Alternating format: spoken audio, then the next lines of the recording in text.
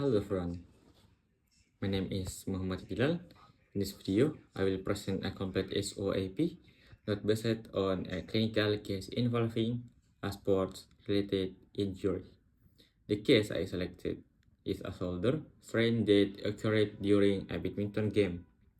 I will walk you through each component of the SOAP, not, in, not including the subjective, objective, assessment, and plan section, using professional clinical English.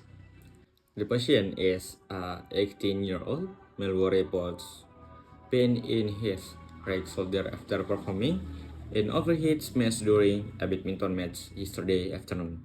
He describes feeling a sudden falling sensation followed bizarre pain on the front and lateral part of his shoulder. His primary complaints include 1. Pain when lifting the arm overhead. 2. Discomfort during shoulder rotation. 3. Mild swelling around the anterior shoulder region. 4.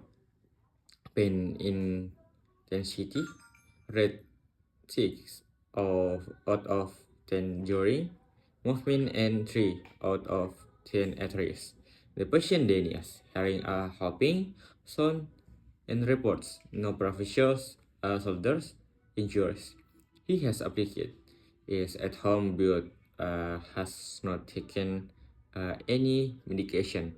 Physical examination reveals the following findings: inspection, mild swelling around the anterior aspect of the right shoulder, no visible deformity, palpation, tenderness over the anterior deltoid and supraspinatus tendon area, no signs of joint instability, range of motion, shoulder flexion and abduction limited due to pain, external rotation, painful and restricted, internal rotation, the slightly limited, strength testing, decreased strength in abduction and external rotation due to discomfort.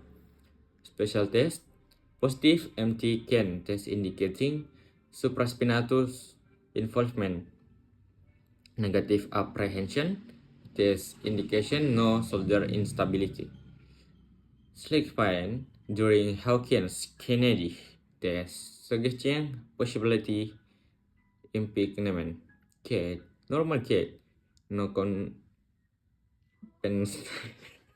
Meski dulu kan. Okay, normal cat, no compensatory. I'm guarding while working vital things are within normal limits. Based on the subjective history and objective findings, the most likely diagnosis is a grade 1 to grade 2 shoulder strain, primarily involving the supraspinatus and anterior deltoid muscle. There are no indication of rotator cuff tear of severe structural damage. The patient's condition is stable, but functional mobility is limited by bone and muscle irrigation. If symptoms do not improve within 5 to 7 days, further imaging such as ultrasound or MRI may be recommended. 1. Pain and swelling management rest from badminton and overhead activities for 7 to 10 days. Ice application 3 to 4 times daily. Use of compression shoulder wrap if necessary.